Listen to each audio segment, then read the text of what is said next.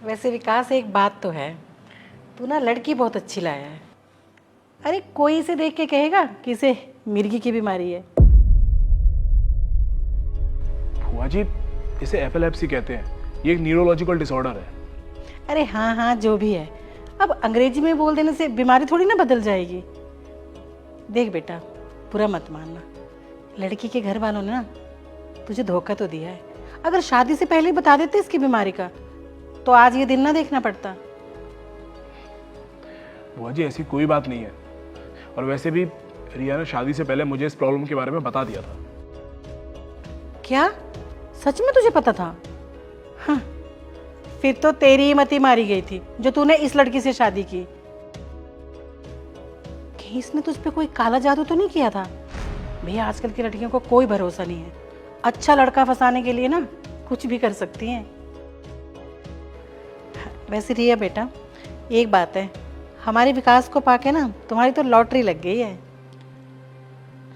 जी, विकास बहुत अच्छे हैं और काफ़ी अंडरस्टैंडिंग भी हैं। हाँ हाँ, तुझे तो अच्छा लगेगा ही, तेरे पागलपन को बिना दहेज के फोकट में जो ढो रहा है। बुआ जी, आप ये कैसी बातें कर रही हैं? अरे और नहीं तो क्या, आजकल के टाइम में कौन ऐसी लड़की से शादी करेगा जिसे मिर्गी के दौरे पड़ते हो? अरे भगवान जाने कब कहाँ इसे दौरे पड़ने शुरू हो जाएं। आप लोग बैठिए, मैं चाय लेकर आती हूँ। अरे नहीं नहीं बेटा, चाय की कोई ज़रूरत नहीं है। एक बात बताना, मैंने सुना है कि तुम्हें शादी वाले दिन भी दौरा पड़ गया था, ये सच है क्या?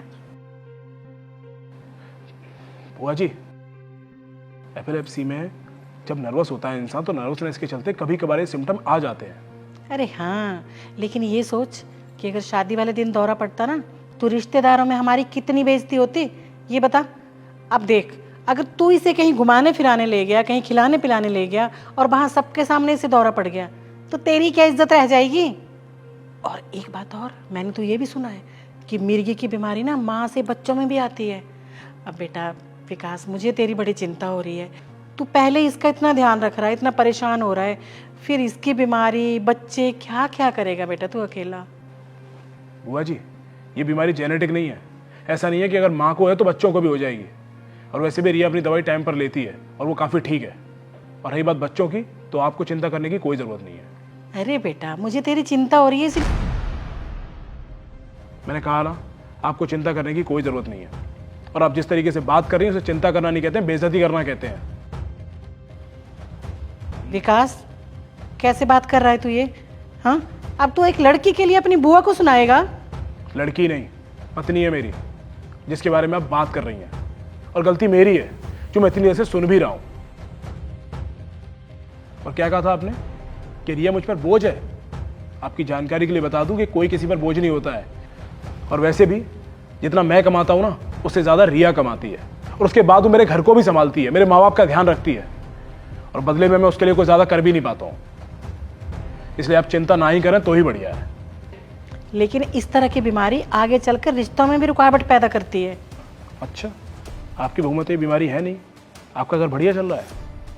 आपको तो बड़ा फक्र था ना कि आपके यहाँ बहुत अच्छी बहू आई है, सारा घर आपका बढ़िया चल रहा है। क्या हुआ?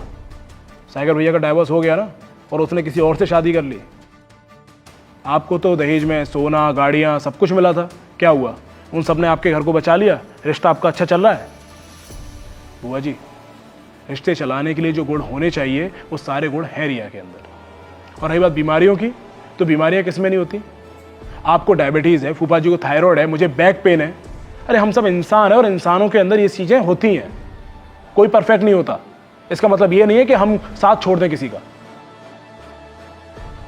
और आपने अभी कहा था ना कि रिया बहुत खुशकिस्मत है कि उसे मैं मिला हूँ। मैं ये कहता हूँ कि मैं बहुत लकी हूँ जो मुझे रिया जैसी वाइफ मिली है। रिया, वैसे तो बुआ जी को डायबिटीज़ है, लेकिन तू बुआ के लिए एक मीठी चाय बनाओ ताकि इनके मुंह की कड़वाहट निकल जाए। अभी बनाती हूँ। नहीं नहीं, मुझे कोई चाय नहीं पीनी, मैं लेट हो रही हूँ, मैं जाती हूँ।